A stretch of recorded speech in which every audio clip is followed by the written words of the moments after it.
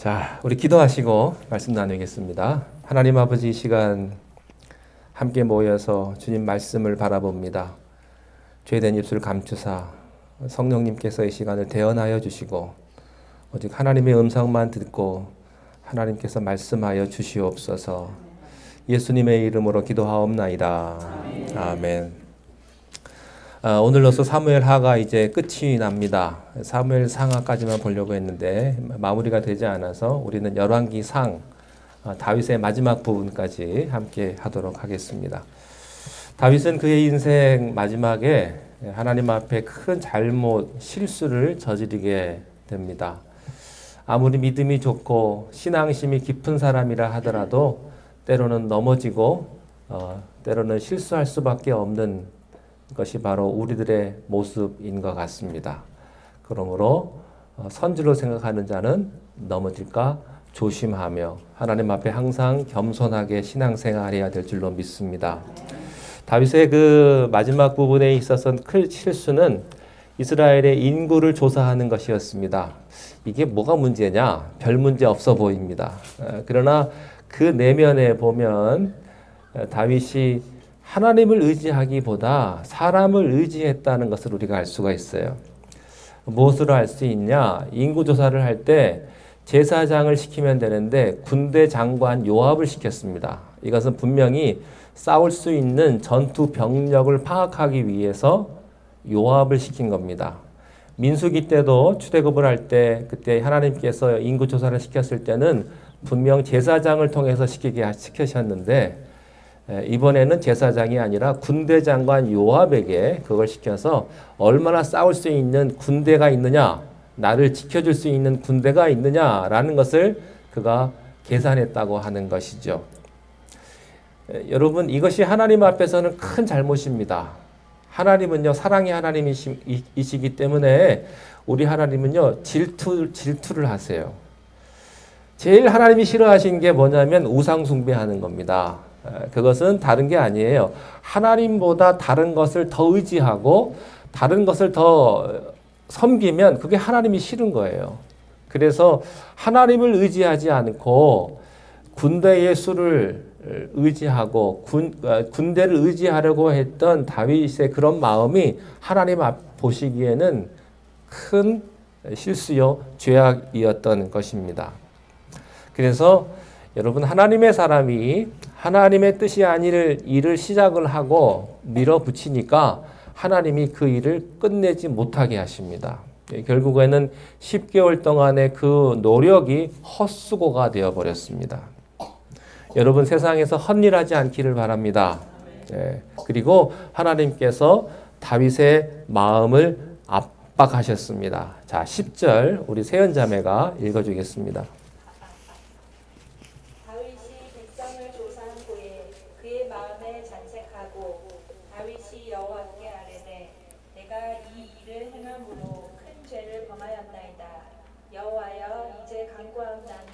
종의 죄를 사하여 주옵소서.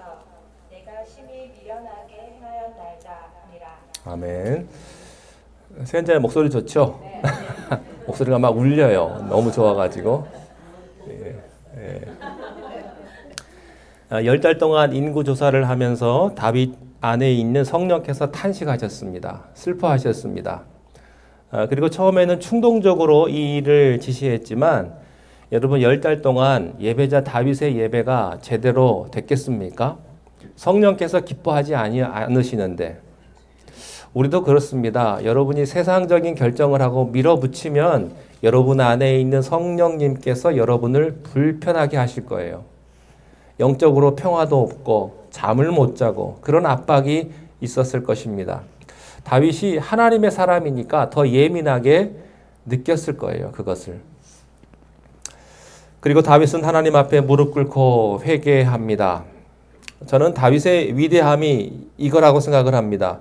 우리 모두 잘못할 수 있지요. 왜 우리가 잘못을 못합니까? 다 잘못할 수 있지만 다윗처럼 그것을 깨달았을 때 자기의 지위와 체면을 상관하지 않고 바로 회개하는 것 결코 쉽지 않습니다. 이 본문과 평행 본문인 역대상 21장 7절에 보면 이 내용에 대해서 조금 더 자세하게 기록되어 있습니다. 세연자매 부탁합니다. 하나님이 이 일을 악하게 여기사 이스라엘을 치심에 하나님께서 이 일을 어떻게 보셨어요? 악하게 여기셨어요. 그래서 누구를 치세요? 다윗을 친 게 뿐만 아니라 이스라엘을 치셨습니다. 그래서 그때 다윗이 회개했다고 되어 있어요. 하나님의 심판의 칼이 밀려오기 시작을 할 때 다윗은 이제 이미 회개에 들어가게 된 겁니다. 여러분, 이 타임이 굉장히 중요합니다. 하나님을 잘 믿는 사람이 잘못된 결정을 할 수도 있죠. 그렇지만 다윗처럼 이렇게 깨달았을 때 확실하게 회개하는 거 쉽지 않습니다. 회개를 해도 대가는 치르게 되지만 하나님께서 이 다윗의 분명한 회개를 기뻐 받으셨습니다. 여러분도 그런 순간에 더 늦기 전에 회개할 수 있기를 바랍니다. 혹시 지난 시간에 지나간 이 과정 가운데 세상적으로 잘못 결정하신 거 있으십니까? 그래서 영적으로 압박을 느끼십니까? 오늘 하나님 앞에서 회개할 수 있기를 바라요. 하나님은 여러분의 회개를 기쁘게 받으실 겁니다.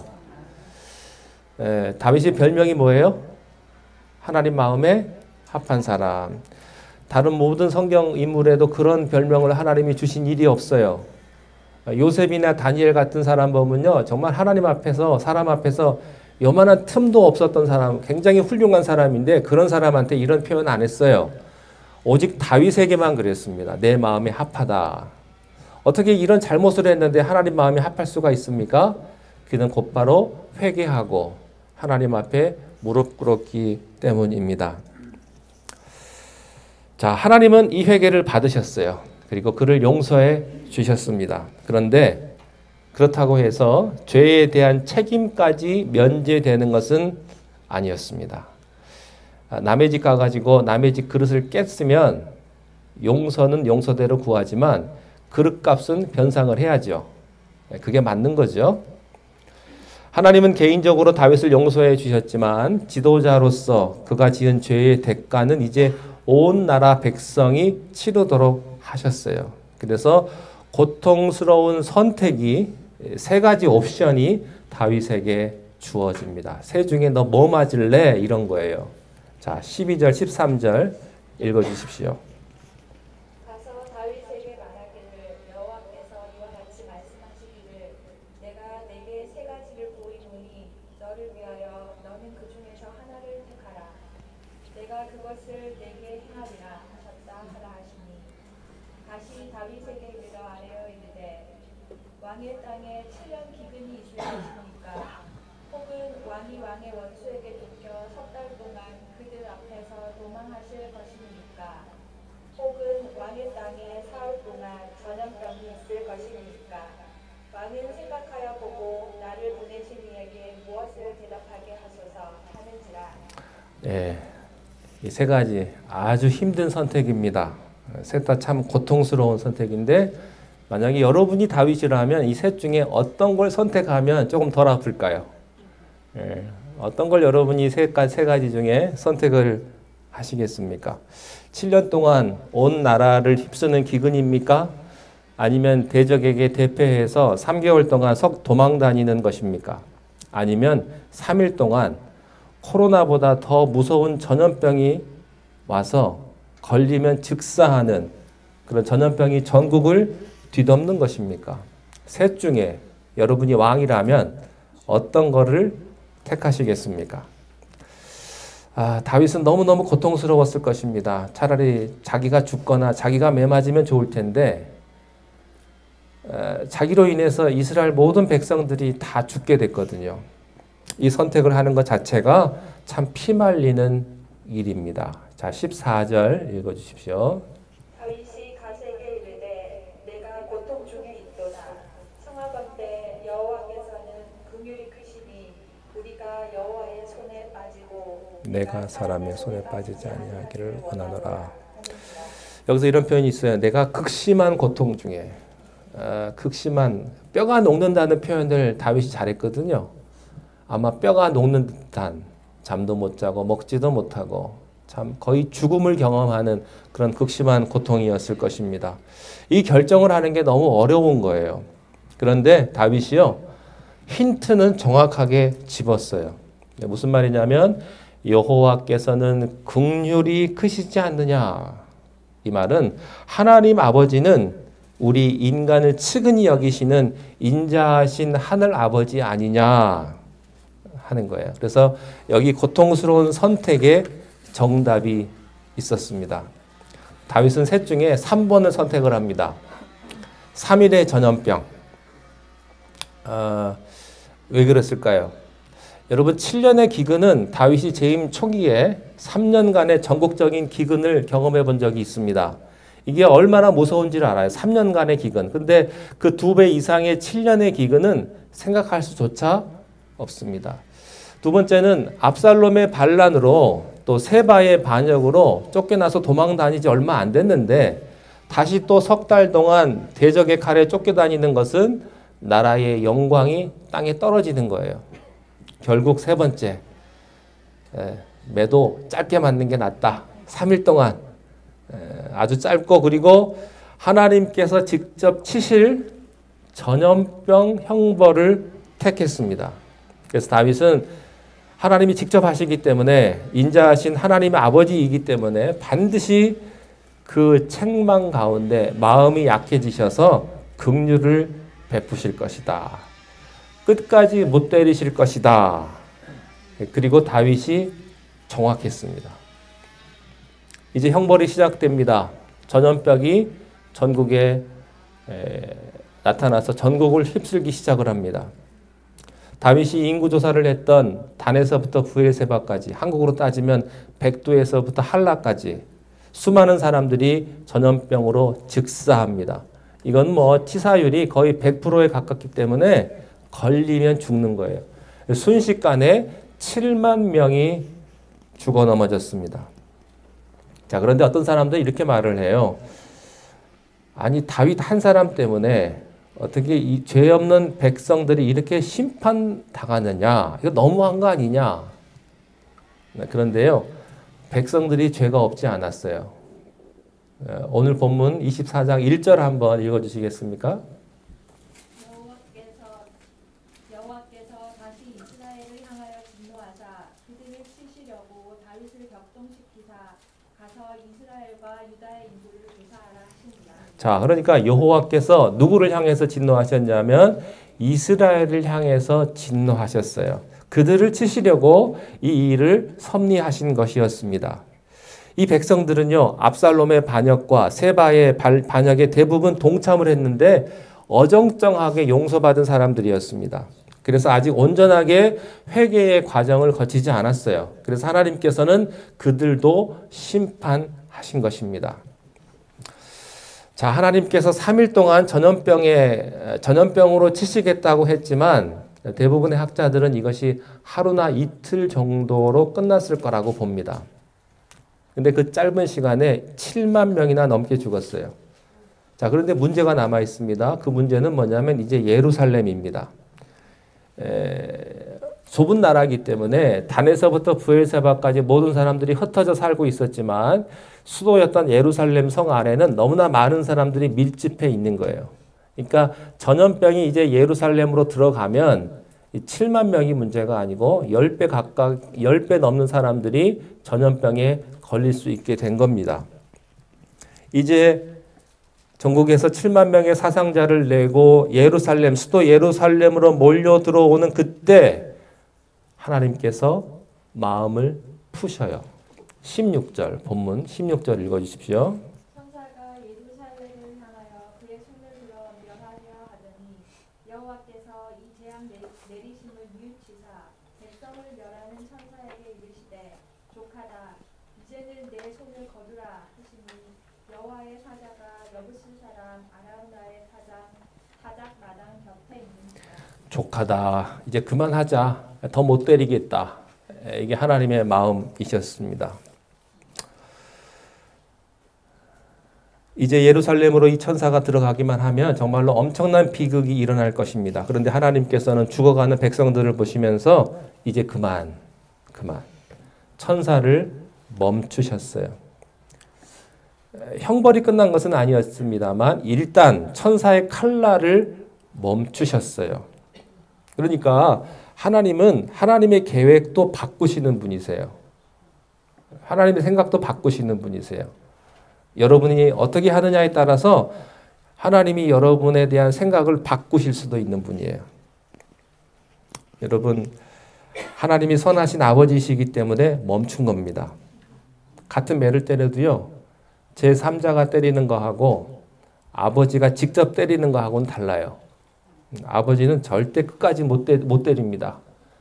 자, 이제 10대 맞아라. 그러고서 이제 10대를 때려도요, 한 5대쯤 가면 아버지 손이 흔들려요.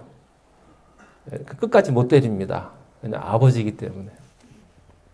근데 다윗이 정확하게 그 마음을 읽었어요.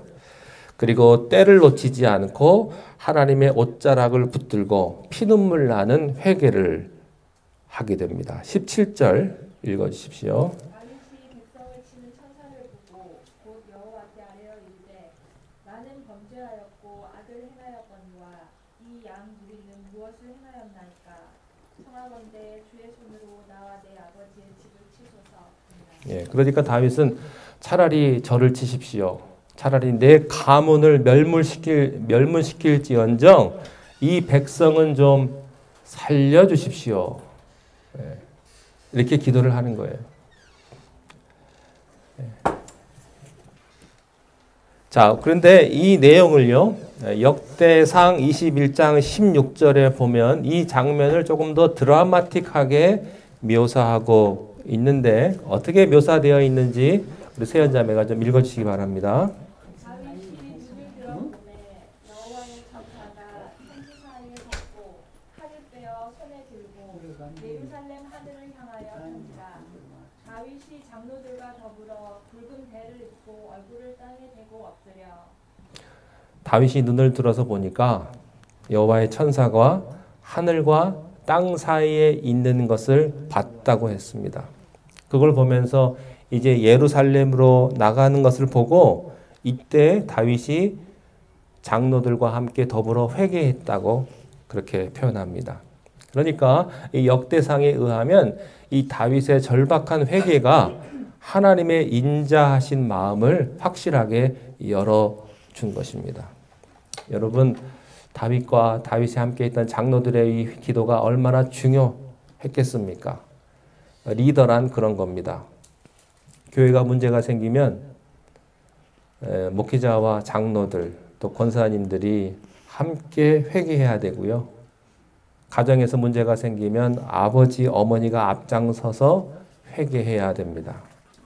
저는 그렇게 생각합니다. 교회의 모든 문제는 담임 목사 책임이다. 사실이에요. 담임 목사가 기도하지 못했고 리더가 그런 거예요. 리더가 대신 맡는 거고요. 대신 하나님 앞에 나아가는 거고요. 여러분의 가정은요, 여러분 부모님이 다 책임져야 돼요. 미안하지만. 그러면 우리가 하나님 앞에 나아가면 하나님이 진노의 칼을 돌이키실 것입니다. 하나님께서는 이제 선지자 갓을 보내셔서 이 형벌의 종결을 어떻게 지을 것인지 다윗에게 방법을 알려주세요. 18절 읽어주십시오.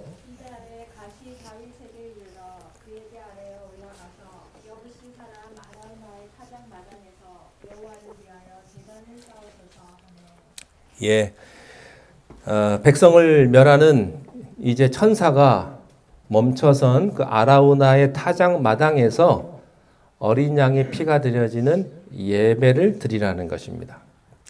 하나님께서는 다윗과 장로들의 회개의 기도를 들으시며 심판을 멈추긴 하셨습니다만 아직 하나님의 정의가 완전히 충족된 것은 아니에요. 그것이 다가 아니에요. 그래서 어린 양의 희생 제사를 드려서 이 하나님의 정의를 충족시키고 형벌을 끝내려고 하신 것입니다. 여기서 중요한 키포인트가 이거예요. 여러분, 우리의 회개가 먼저 있어야 되고요. 그 다음에 어린 양의 예배가 있어야 된다는 거예요. 예배가. 그러니까 중요한 것은 다윗의 회개가 아니라 어린 양의 피가 흘려지는 이 희생 제사가 하나님의 정의를 만족시켰다 하는 겁니다. 그래서 예수님의 대속의 보혈이 필요한 거예요.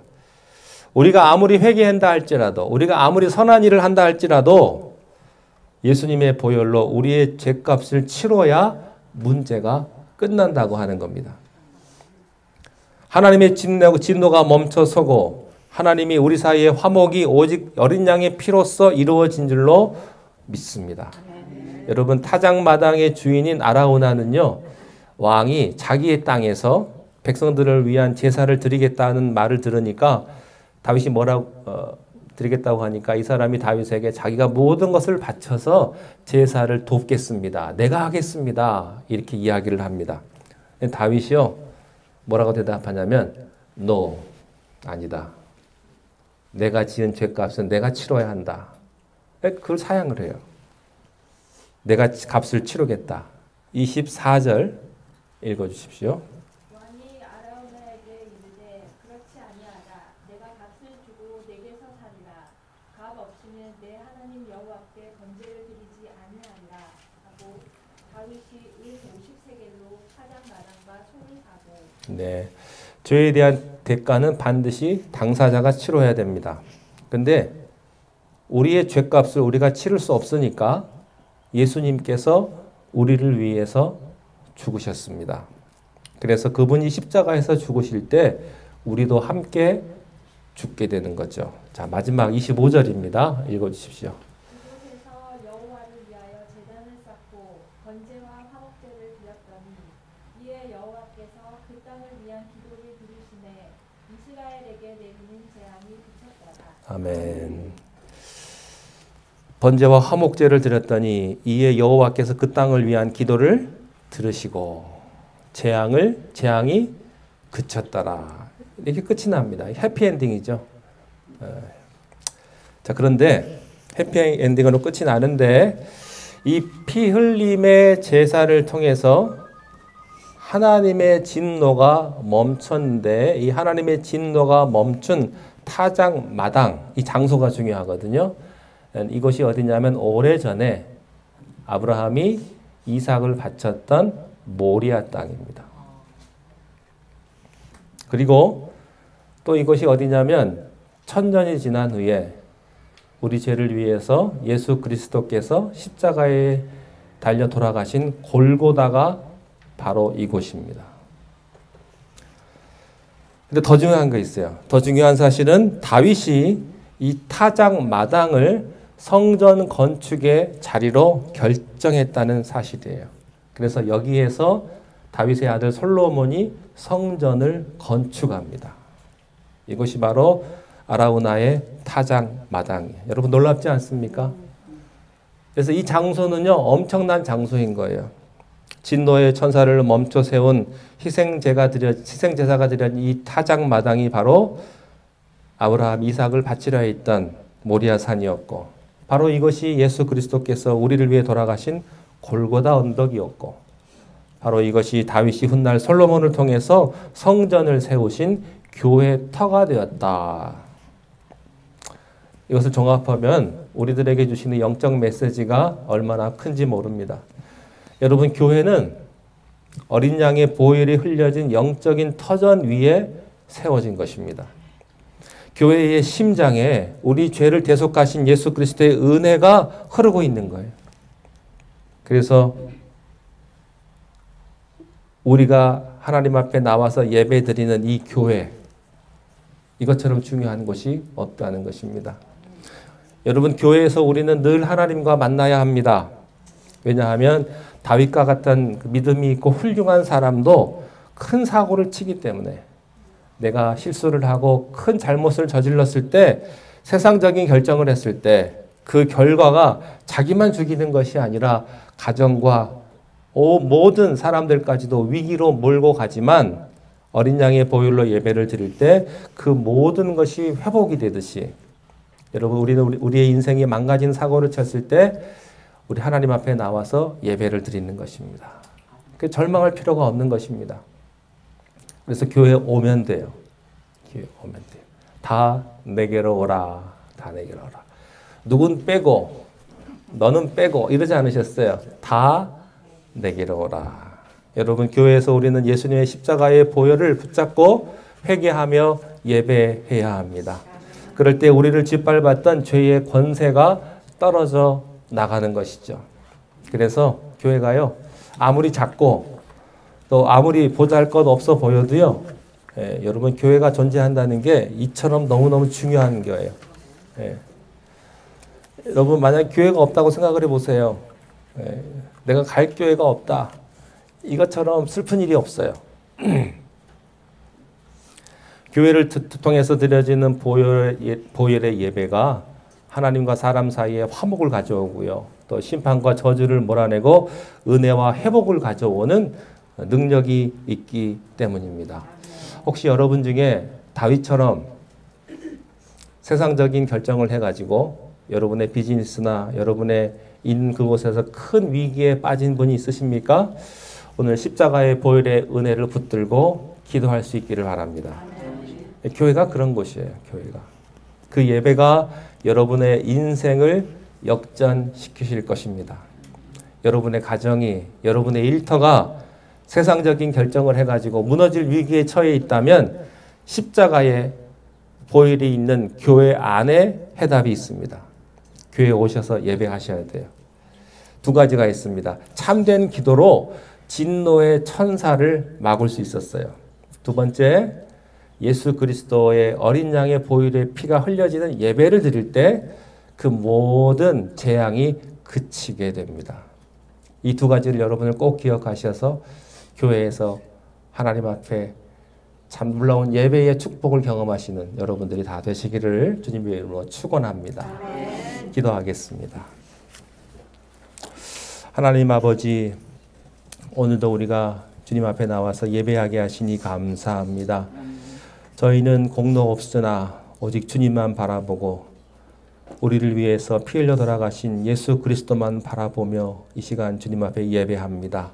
우리의 예배를 받으시고 우리가 세상 가운데서 하나님의 은혜로 이 세상을 승리하며 살아갈 수 있도록 우리를 축복하여 주시옵소서. 예수님의 이름